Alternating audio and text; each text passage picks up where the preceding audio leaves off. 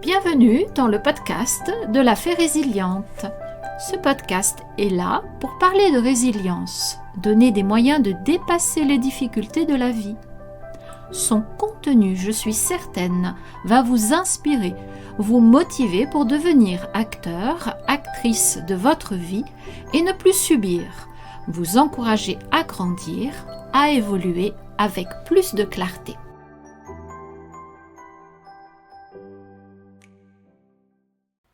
Bonjour à tous, fidèles abonnés et nouveaux auditeurs. Êtes-vous bien abonnés ici à ma chaîne? Vérifiez pour suivre chaque semaine mes interventions sur des sujets divers et variés, mais toujours en lien avec la résilience. Plus ça va et plus je me rends compte que tout dans la vie peut être vu et abordé sous le prisme de la résilience. Ainsi la vie est plus douce, coule telle une rivière sans obstacle et la santé physique et mentale est présente. Aujourd'hui, je vais vous parler de la victimisation, cet état où un individu se place consciemment ou inconsciemment. Mais endosser ce rôle de victime est contre-productif et freine considérablement toute possibilité de transformation, d'amélioration. Avant de poursuivre, je vous invite à liker ce podcast. N'oubliez pas d'ajouter votre petit commentaire, qu'il s'agisse de votre témoignage, d'une question en suspens à laquelle je répondrai volontiers ou d'un partage autour du thème de la résilience. Vos propos sont enrichissants et utiles. N'ayez crainte du jugement. Ce n'est pas le but de cette chaîne, bien au contraire. La victimisation est un processus psychologique par lequel un individu se perçoit comme une victime, souvent en raison d'événements adverses ou traumatisants qu'il a vécus. Cette perception peut être liée à des situations telles que des abus, des discriminations, des accidents ou des pertes. Lorsqu'une personne se considère comme une victime, elle peut développer un état d'esprit où elle se sent impuissante, démunie et incapable de changer sa situation. Ce phénomène est souvent renforcé par des pensées négatives et des croyances limitantes qui peuvent l'amener à s'identifier exclusivement à son rôle de victime. Pourquoi nous arrive-t-il de nous placer en état de victime? Plusieurs raisons peuvent pousser une personne à adopter cet état. Par exemple, pour attirer l'attention. Au lieu de chercher un moyen de s'en sortir ou tout simplement demander de l'aide, la victime souhaite engendrer la pitié de son entourage et affirmer son incapacité à résoudre son problème. Ce jeu de la victime a très bien pu s'installer dans l'enfance. Un enfant surprotégé par des adultes grandit en étant persuadé de ne pouvoir faire face à aucun problème, aucun obstacle douloureux. Il ne développe pas ses propres ressources internes. La victime peut aussi adopter cette attitude pour ne pas assumer ses responsabilités. Elle évite les problèmes, botte en touche et préfère rester dans le rôle de victime. La victime accuse les autres de ses malheurs. Elle est persuadée que tout le monde entier est contre elle, que personne ne pense comme elle, que personne ne peut comprendre ce qu'elle vit, ce qu'elle subit. Mais en fait, elle modifie la réalité pour demeurer dans son état de victime. Elle se plaint constamment, c'est même devenu son jeu préféré. Elle utilise ce moyen pour justifier son état et elle prend un malin plaisir à tout exagérer. Elle se persuade de faire tout ce qui est en son possible, mais que les éléments extérieurs sont contre elle. La victimisation constitue un frein majeur à la résilience. La résilience et la capacité à rebondir après des épreuves, à s'adapter aux changements et à surmonter les difficultés. Lorsqu'une personne se positionne en victime, elle se prive de cette capacité d'adaptation. Elle peut ressentir une forme d'angoisse ou de dépression, ce qui altère sa motivation à agir et à trouver des solutions. En se concentrant sur ses malheurs, elle peut également négliger les ressources et les soutiens qui l'entourent. La victimisation crée un cercle vicieux où la personne se sent de plus en plus enchaînée à son passé, ce qui rend difficile l'accès à un état d'esprit positif et proactif. Avoir conscience de cet état est la première étape pour sortir du statut de victime.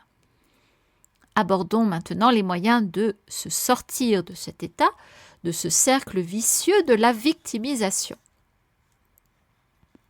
Si ce rôle de victime est installé depuis de nombreuses années, il faudra faire un effort important pour sortir de là et changer de regard sur le monde, sur soi-même.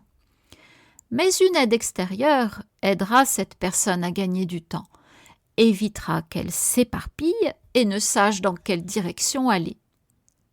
Je suis cette accompagnatrice sur votre chemin de résilience, de transformation. Contactez-moi dès à présent.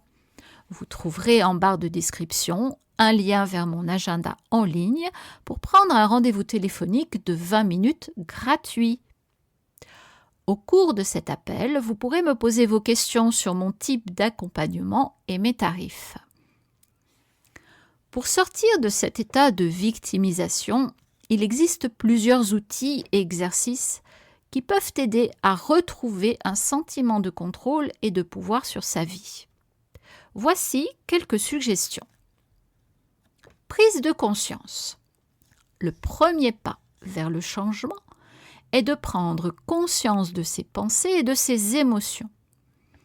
Tenir un journal peut s'avérer utile. Écrire sur ses ressentis permet de clarifier ses pensées et de reconnaître les schémas de victimisation. Deuxième suggestion, reformulation des pensées.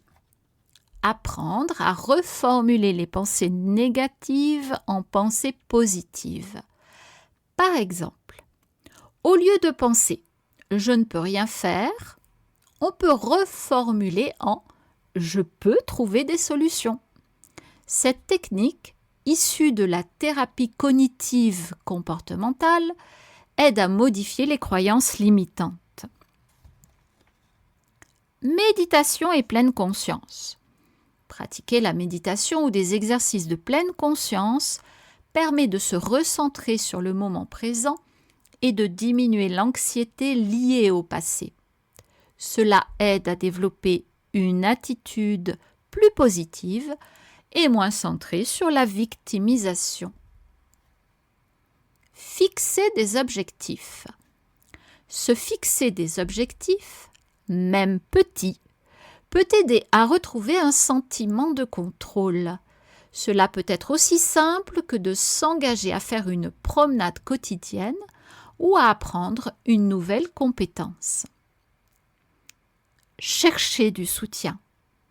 Parler avec des amis, des membres de la famille ou des professionnels peut apporter un soutien précieux.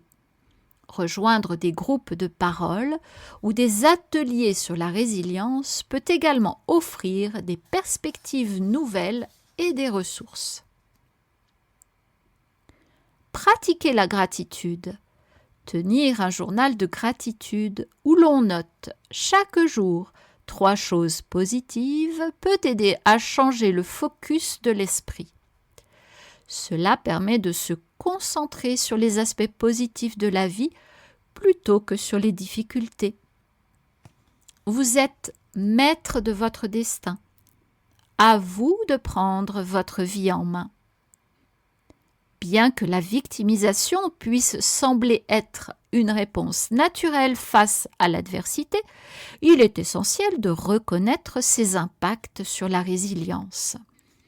En adoptant des outils et des pratiques qui favorisent le changement de perspective, chacun peut progressivement sortir de cet état et retrouver un chemin vers la guérison et la croissance personnelle. La résilience est un voyage et chaque petit pas compte. Si mes paroles résonnent en vous, si vous vous reconnaissez dans mon témoignage, alors cela signifie que vous êtes au bon endroit. Il n'y a pas de hasard. Je vous encourage à me suivre sur Instagram et Facebook, à vous abonner ici pour découvrir mon parcours et les outils que j'ai mis en place pour m'en sortir. Et surtout pour cheminer et progresser à chaque nouvelle parution.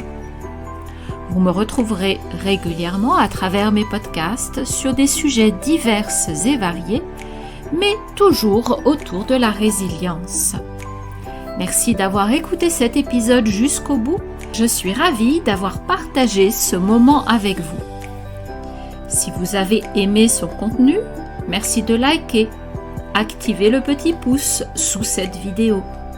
Partagez le lien de ce podcast à vos amis, à votre famille. Il peut les intéresser. Et laissez un commentaire. Faites-moi part de votre impression. Vous pouvez également poser vos questions. J'y répondrai avec grand plaisir. Je vous laisse pour aujourd'hui, vous souhaite une très belle journée et vous dis à bientôt pour un prochain épisode des podcasts de la Fée Résiliente.